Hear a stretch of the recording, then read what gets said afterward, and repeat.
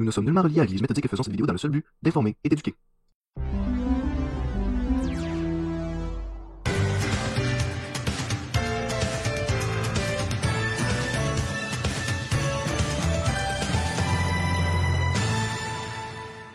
Bonjour tout le monde. Aujourd'hui, on va vous parler d'un nouveau mouvement religieux, le méthodisme.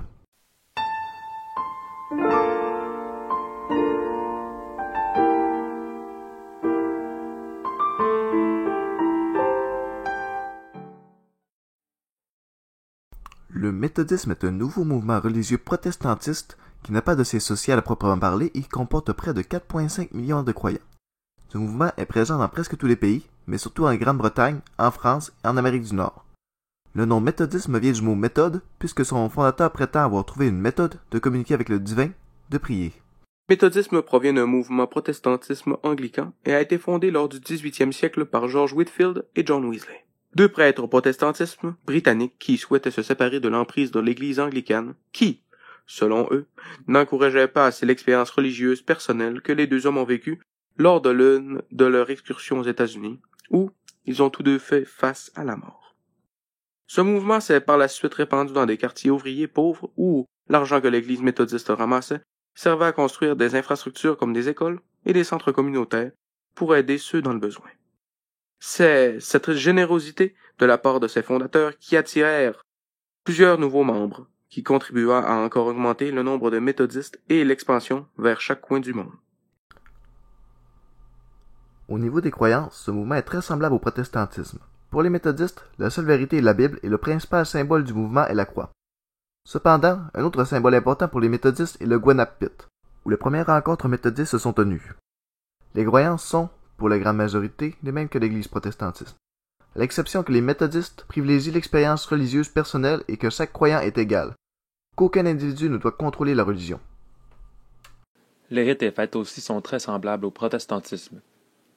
Ils pratiquent le baptême, l'action de grâce, la confirmation, l'ordination ainsi que le mariage. Ils ont aussi comme fête Noël, le Vendredi saint, Pâques, l'Ascension, la Pentecôte ainsi que la fête de la Réforme. Une autre similitude entre le protestantisme et le méthodisme sont les règles. Il y en a 6 au total. La première est que l'homme ne peut pas mériter son salut auprès de Dieu, mais Dieu lui offre gratuitement par amour, ce qui rend l'homme capable d'aimer lui aussi.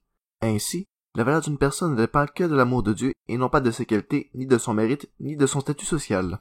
Le deuxième grand principe est que, considérée comme la porteuse de la parole de Dieu, la Bible est à la fois la seule autorité théologique et la seule guide en dernière instance pour la foi et la vie.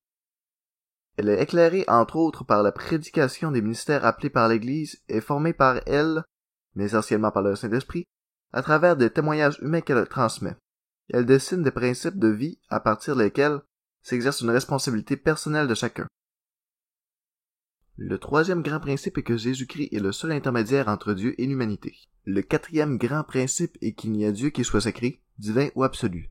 Ainsi, aucune entreprise humaine ne peut prétendre d'avoir un caractère absolu, intangible ou universel, y compris la théologie. De plus, partant du principe que Dieu a donné la liberté aux hommes, les protestants sont généralement favorables à un système social qui respecte la pluralité des libertés. La cinquième grande règle stipule que les institutions ecclésiastiques sont des réalités humaines. Elles sont secondes. Elles peuvent se tromper, disait Luther. Ainsi, les églises doivent sans cesse porter un regard critique à leur propre fonctionnement et à leur propre doctrine. À partir de la lecture de la Bible, lecture éclairée par l'Esprit, à l'inverse, les chrétiens catholiques pensent qu'il faut être guidé par l'Église de façon claire. La certitude peut aller dans certains cas jusqu'au dogme, vérité qui ne peut être reniée, prononcée par un concile ou par le pape en vertu de l'infaillibilité pontificale. La dernière et plus importante des règles est le principe de la réforme protestante, que Luther considère comme central, selon lequel chaque baptisé est un prophète, prêtre et roi, sous la seule seigneurie du Christ. Ce concept anéantit les principes de hiérarchie au sein de l'Église. Chaque baptisé a une place de valeur identique, y compris les ministres, dont les pasteurs font partie, issus d'études théologiques et reconnus par l'Église. Ils sont au service de la communauté et par l'annonce de la parole de Dieu, prédication et sacrement, et les missions particulières qui en découlent. Les femmes ont accès au ministère de certaines églises protestantes, cela a évolué en fonction des pays et des époques. Il existe également une règle non écrite que tous les croyants méthodistes doivent prier avec la même méthode, la méthode de leur fondateur. Ce nouveau mouvement religieux peut être considéré comme non dangereux, puisqu'ils laissent les enfants avoir leur liberté d'expression. Leurs recruteurs sont connus pour être très ouverts d'esprit et ne forcent à rien. Les croyants n'ont pas de méfiance réelle face à la société et appuient même la laïcité de l'enseignement. La Bible, malgré qu'elle représente la liberté absolue, est libre de l'interprétation de chacun.